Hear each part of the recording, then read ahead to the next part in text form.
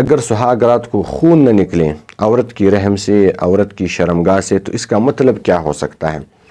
کیا یہ عورت بدکار ہے، زانیہ ہے؟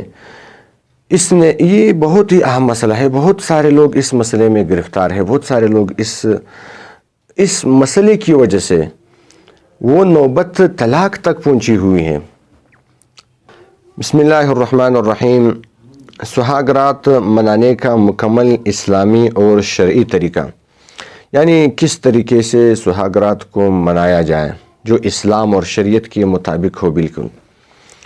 دوسری بات کہ سہاگ رات کو کن صورتوں میں بیوی کے ساتھ ہم بستری کرنا، جمع کرنا، صحبت کرنا وہ جائز ہے، اور کن صورتوں میں بیوی کے ساتھ جمع کرنا، ہم بستری کرنا، ملاقات کرنا، جنسی ملاقات کرنا وہ ناجائز اور حرام ہے. اس پر بھی ہم بات کریں گے. تیسری بات یہ ہے کہ سہاگ رات کو اگر خون نہ نکلے تو اس کا کیا مطلب ہو سکتا ہے، شریعت میں اس کے وجوہات کیا ہیں.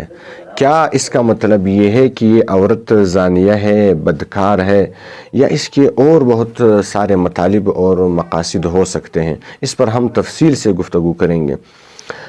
دراصل اس موضوع پر بات کرنا، گفتگو کرنا یہ کچھ شرم اور حیا کے بھی خلاف ہے، لیکن کیا کرے، ہماری مجبوری ہے.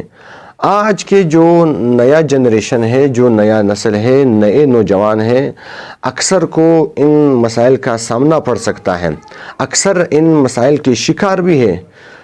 ان کو یہ مسائل کا سامنا ہے، لیکن وہ نہ کسی عالم سے پوچھ سکتے ہیں، نہ کسی مفتی سے پوچھ سکتے ہیں، شرم کی وجہ سے، آر کی وجہ سے، کیونکہ وہ آر محسوس کرتے ہیں. اور کوئی ایسا رہنمائی کرنے والے بھی موجود نہیں ہیں جو ان نوجوانوں کی رہنمائی کریں. اس سے پہلے بھی ہم نے اس موضوع پہ ایک ویڈیو ریکارڈ کی تھی جس کو بہت ہی زیادہ پذیرائی ملی.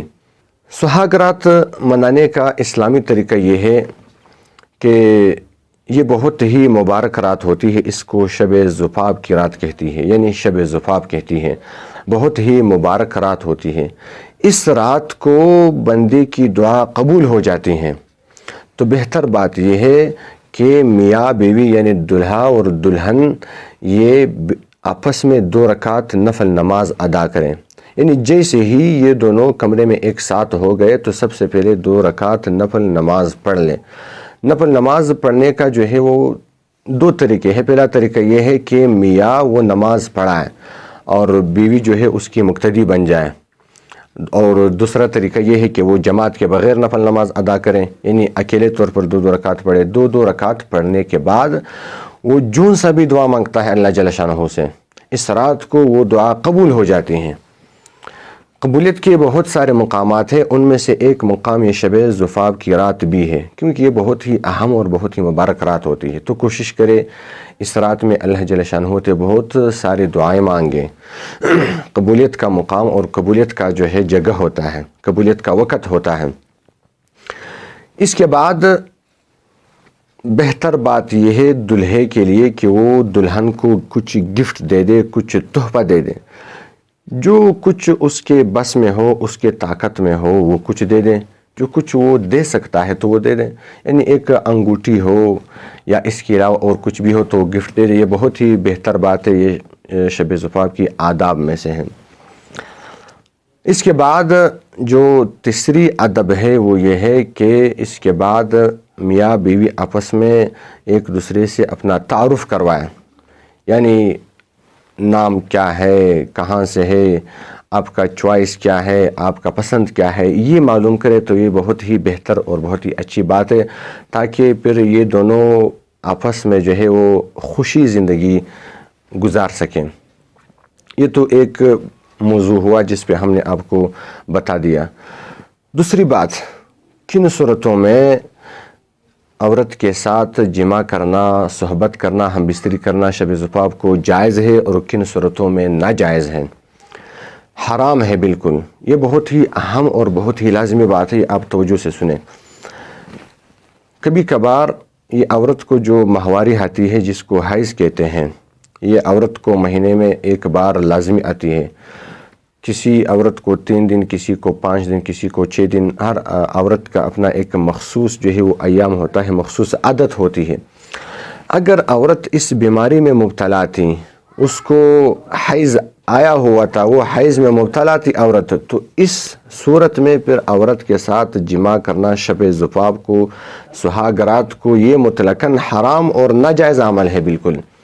کیونکہ اس صورت میں اگر آپ نے، ایک تو شریعت کے لحاظ سے یہ حرام اور ناجائز عمل ہے، دوسری بات یہ ہے کہ بیماری کے دوران، ماہواری کے دوران، جو حیض کے دوران ہے، اس کے دوران عورت کے ساتھ جماع کرنا یہ بہت سی بیماریوں کا سبب بن سکتا ہے. تو اس صورت میں وہ جماع کرنا، ہم بستری کرنا وہ ناجائز ہے. انتظار کریں، جیسے ہی عورت کی یہ ایام اور مدت ختم ہو گیا تب اس کے ساتھ وہ جماع کرے. اس کے بغیر وہ جماع نہیں کر سکتا ہے، یہ ناجائز ہے. ہاں، اگر عورت ماہواری میں مبتلا نہیں تھی، حیض کے دوران نہیں تھی، تو پھر عورت کے ساتھ جماع کرنا یہ جائز ہے، لیکن بہتر بات یہ ہے کہ اس رات کو جماع نہ کیا جائے، کیونکہ یہ پہلی رات ہوتی ہے، دلہن بھی تکی ہوئی ہوتی ہے اور مرد جو ہے وہ بھی تکا ہوا ہوتا ہے، تو اس رات کو جماع نہ کرنا یہ افضل بات ہے، لیکن جائز ہے بہر صورت. تیسری سب سے بڑی اور سب سے اہم موضوع یہ ہے کہ اگر سہاگ رات کو خون نہ نکلے عورت کی رحم سے، عورت کی شرمگاہ سے، تو اس کا مطلب کیا ہو سکتا ہے؟ کیا یہ عورت بدکار ہے، زانیہ ہے؟ یہ بہت ہی اہم مسئلہ ہے. بہت سارے لوگ اس مسئلے میں گرفتار ہیں. بہت سارے لوگ اس مسئلے کی وجہ سے وہ نوبت طلاق تک پہنچی ہوئی ہیں.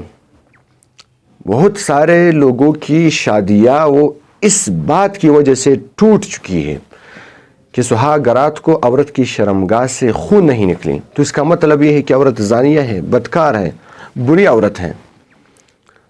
تو اب ہم آپ کو تفصیل سے بتائیں گے عورت کی شرمگاہ سے خون کیوں نکلتی ہے. جب عورت جوان ہو جائے، بالغ ہو جائے، تو اللہ جل شانہ اپنے قدرت سے اس عورت کی سیفٹی کے لیے، شرمگاہ کی حفاظت کے لیے ایک باریک سا پردہ بچھا دیتا ہے. اس کو جو ہے وہ پردہ بکارت کہا جاتا ہے. تو یہ جو پردہ ہے جو عورت کی سیفٹی کے لیے ہے، عورت کی حفاظت کے لیے ہے، اس کو پردہ بکارت کہا جاتا ہے. جیسا ہی پہلی مرتبہ اس عورت کے ساتھ جمع ہو جائے، ہم بستری ہو جائے، کوئی مرد اس عورت کے ساتھ صحبت کرے، مجامعت کرے، تو وہ پردہ بکارت زائل ہو جاتی ہے. تو اس پردہ بکارت زائل ہونے کی وجہ سے خون جاری ہوتی ہے. یہ خون صرف پہلی بار آتی ہے، پھر دوسری بار جمع کرنے سے، تیسری بار، چوتھی بار، پانچویں بار، یعنی پھر آخر تک اس عورت کو خون نہیں آتی ہے جمع کی وجہ سے، کیونکہ وہ پردہ زائل ہو جاتا ہے. یہ لڑکی سے عورت بن جاتی ہیں. تو اب اکثر لوگوں کا یہ گمان ہوتا ہے کہ شادی کے پہلی رات بیوی کی شرمگاہ سے خون نہیں نکلی تو اس کا مطلب یہ ہے کہ اس عورت نے شادی سے پہلے ایک اور مرد سے زنا کیا ہوا ہے، اعوذ باللہ، ایک اور مرد سے جمع کیا ہوا ہے. نہیں، یہ جو پردہ ہے بکارت کا، جس کی وجہ سے خون نکلتی ہے، وہ پردہ پٹ جاتا ہے، وہ زائل ہو جاتا ہے. یہ صرف جماع کی وجہ سے زائل نہیں ہوتا، صرف جماع کی وجہ سے ختم نہیں ہوتا، کبھی کبھار بیماری کی وجہ سے بھی یہ زائل ہو جاتی ہیں. ایک صورت، کبھی کبھار یہ چھلانگ لگانے کی وجہ سے، یعنی جب عورت ایک چھلانگ لگاتی ہے تو چھلانگ لگانے کی وجہ سے بھی وہ پردہ بکارت زائل ہو جاتی ہے، وہ ختم ہو جاتی ہیں. کبھی کبھار زیادہ حیض آنے کی وجہ سے بھی عورت کا وہ پردہ بکارت زائل ہو جاتی ہیں. کبھی کبھار جو ہے وہ زیادہ عمر کی وجہ سے، عمر رسیدہ ہونے کی وجہ سے، یعنی عورت پر زیادہ عمر گزر جاتی ہے تو اس وجہ سے بھی وہ پردہ بکارت زائل ہو جاتی ہے، ختم ہو جاتی ہے. پھر جب مرد اس کے ساتھ جمع کرتا ہے تو خون نہیں نکلتا. اور آج کل میں کیا کہوں، شرم کے مارے تو میں نہیں کہہ سکتا، لیکن مجبوری ہے، کہنا پڑتا ہے، جو نوجوان نسل ہے، خواہ وہ مرد ہو یا عورت ہو، لڑکے ہو یا لڑکیاں ہوں، وہ ماسٹربیوشن میں مبتلا ہے. یعنی ہاتھ کی وجہ سے اپنا منی نکالتے ہیں، تو اس وجہ سے بھی یہ پردہ بکارت زائل ہو جاتی ہے. اکثر عورتوں کی، اکثر لڑکیوں کی پردہ بکارت اس وجہ سے بھی زائل ہو جاتی ہے کہ وہ ماسٹربیوشن میں مبتلا ہے. یعنی وہ شادی سے پہلے اپنا منی وہ اپنے ہاتھ سے نکالتے ہیں، تو اس وجہ سے بھی ان کا پردہ بکارت زائل ہو سکتا ہے. تو اگر سہاگ رات کو عورت کی شرمگاہ سے خون نہیں نکلی، خون جاری نہیں ہوا، تو عورت پر بدگمانی کرنا کہ عورت زانیہ ہے، بدکار ہے، یہ بہت ہی گناہ کا عمل ہے۔ اس پہ اللہ جل شانہ بہت ہی ناراض ہوتا ہے۔ ان بعض الظن اسم، کیونکہ یہ غلط گمانی ہے، بدگمانی ہے۔ آپ نے عورت پر بدگمانی کیا جس کی وجہ سے آپ کو گناہ مل جاتا ہے۔ جب تک آپ نے اپنی آنکھوں سے نہ دیکھا ہو کہ اس عورت نے زنا کیا، تب تک آپ اس پر تہمت نہیں لگا سکتے۔